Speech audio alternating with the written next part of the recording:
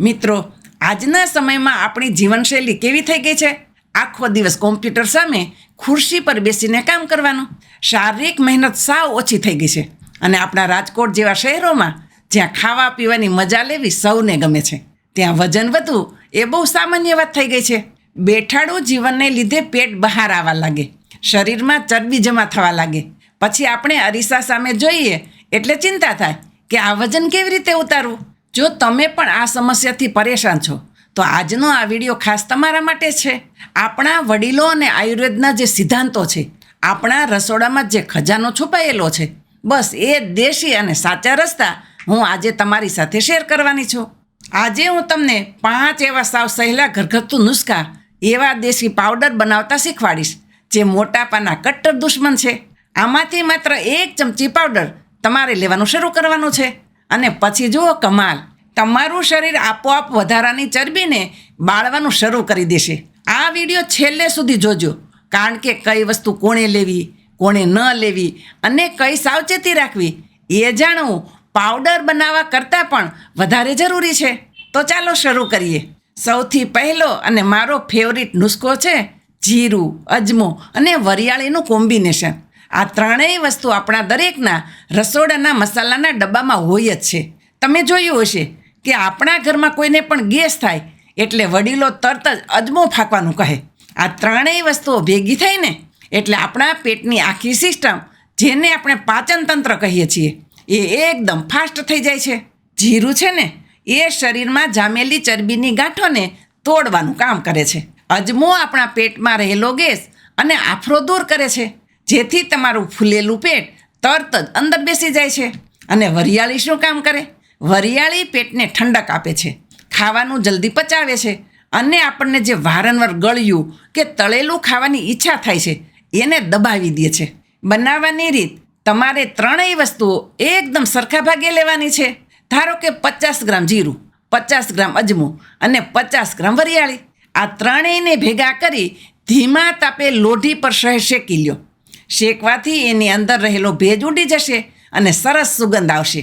પછી એને મિક્સરમાં પીસીને બારીક પાવડર બનાવી લ્યો. આ પાવડરને હંમેશા કાચની જ બરણીમાં ભરીને રાખવો, પ્લાસ્ટિકમાં નહીં. કેવી રીતે લેવું? રોજ બપોરે અને રાત્રે જમવાના 15 થી 20 મિનિટ પહેલાં 1 ગ્લાસ નવશેકા ગરમ પાણીમાં 1 નાની ચમચી આ પાવડર નાખીને પી જવાનો છે. આ નુસ્ખો તમે સળંગ 30 દિવસ કરશો એટલે તમને જાતે જ તમારા કપડાં ઢીલા થતા લાગશે. હવે વાત કરીએ બીજા નુસ્ખાની. ઘણા લોકો કહેતા હોય છે કે શારદાબેન, વજન તો બરાબર છે પણ આ પેટ બહુ આગળ આવી ગયું છે. તો જે લોકોનું પેટ વધારે નીકળી ગયેલું છે તેમના માટે મેથી અને તજનો આ પાવડર રામબાણ ઈલાજ છે. મેથીની અંદર એવા તત્વો છે જે આપણા લોહીમાં સાકર એટલે કે શુગરને વધવા દેતા નથી. જ્યારે શરીરમાં શુગર કંટ્રોલમાં રહે ત્યારે શરીર નવી ચરબી બનાવવાનું બંધ કરી દે છે અને જૂની ચરબીને બાળવા લાગે છે. અને તજ આપણા શરીરને ગરમાવો આપે છે અને ખાધેલા ખોરાકનું તાકાતમાં રૂપાંતર કરે છે, ચરબીમાં નહીં. બનાવવાની રીત: અહીં તમારે માપ ખાસ યાદ રાખવાનું છે. મેથી અને તજનું પ્રમાણ 2:1 હોવું જોઈએ. એટલે કે જો 100 ગ્રામ મેથી દાણા લ્યો તો 50 ગ્રામ જ તજ લેવાના. અને હા, બજારમાં 2 જાતના તજ મળે છે, એક જાડા અને સસ્તા અને બીજા એકદમ પાતળા ગોળ ભૂંગળી જેવા, એટલે કે સિલોન તજ. તમારે એ પાતળા સારી ક્વોલિટીના તજ જ લેવાના છે. પહેલાં મેથી દાણાને લોઢી પર થોડા શેકી લ્યો. સરસ સુગંધ આવે એટલે નીચે ઉતારી ઠંડા પડે એટલે તેમાં તજ નાખીને મિક્સરમાં પીસી લ્યો. કેવી રીતે લેવું? રોજ સવારે ખાલી પેટે નાસ્તો કરવાના અડધો કલાક પહેલાં 1 ગ્લાસ નવશેકા પાણીમાં આ પાવડરની અડધી ચમચી નાખીને પી જવાનું છે. 1.5 થી 2 મહિના આ પ્રયોગ કરો. ત્રીજો ઉપાય એટલો સહેલો છે કે આના માટે તમારે કોઈ પાવડર પીસવા બેસવાની પણ જરૂર નથી. એ છે સૂંઠ, એટલે કે આદુનો પાવડર. સૂંઠના ફાયદા તો આપણા આયુર્વેદમાં પાને પાને લખેલા છે. સૂંઠ આપણા શરીરની અંદરનું તાપમાન થોડું વધારી દે છે. જેમ ચૂલામાં અગ્નિ પ્રજ્વલિત હોય તો બધું બરાબર રંધાય, તેમ પેટમાં અગ્નિ પ્રબળ હોય તો વધારાની કેલેરી ફટાફટ બળવા લાગે છે. કેવી રીતે લેવું?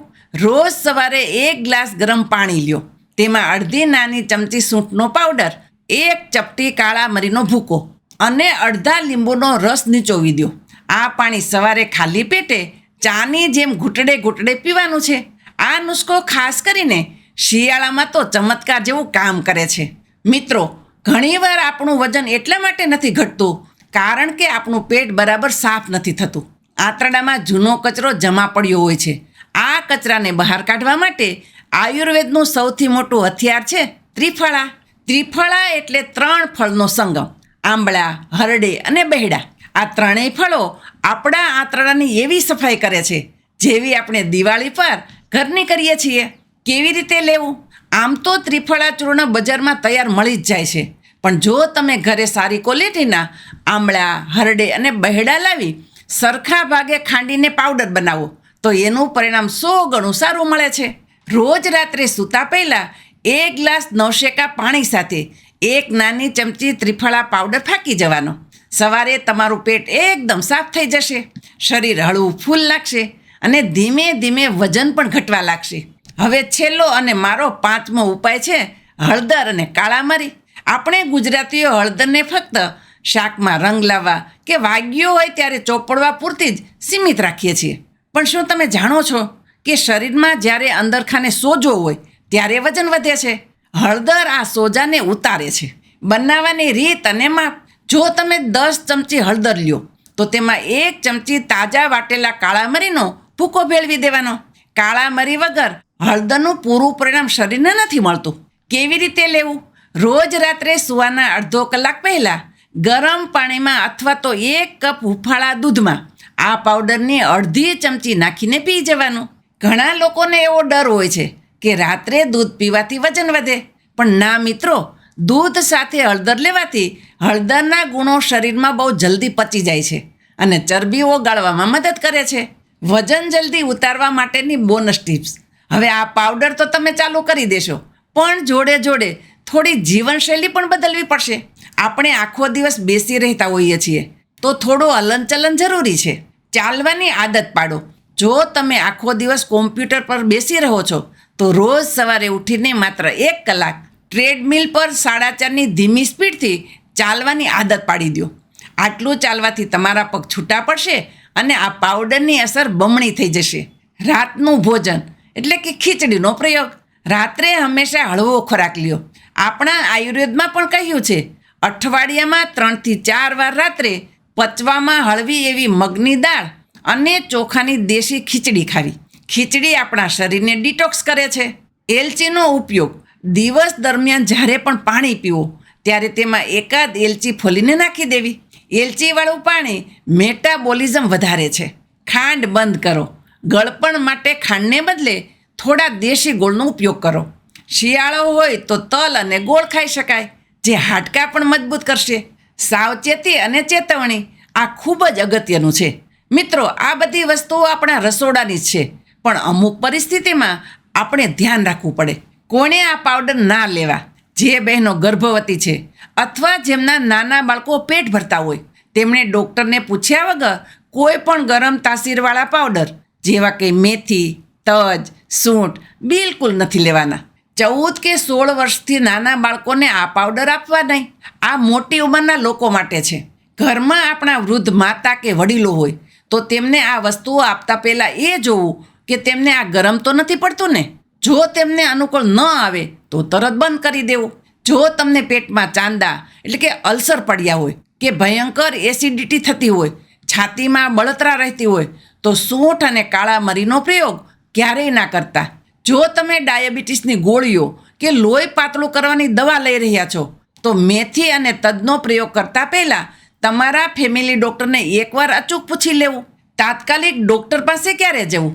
જો આમાંથી કોઈ પણ વસ્તુ લેવાથી તમને અચાનક જ ખૂબ ચક્કર આવવા લાગે, શરીરમાં ખાલી ચડવા લાગે, પેટમાં અસહ્ય દુખાવો ઉપડે, ચામડી પર લાલ ચકામા પડી જાય કે શ્વાસ લેવામાં તકલીફ થાય, જેને આપણે એલર્જી કહીએ છીએ, તો કોઈ પણ જાતની રાહ જોયા વગર સીધા જ નજીકના દવાખાને પહોંચી જવું. આપણો જીવ સૌથી કિંમતી છે. તો મિત્રો, આ હતા વજન ઘટાડવાના 5 સાવ દેશી અને અસરકારક નુસ્ખા. તમે આમાંથી કયો પાવડર સૌથી પહેલાં ઘરે બનાવવાના છો એ મને નીચે કોમેન્ટ કરીને ચોક્કસથી જણાવજો.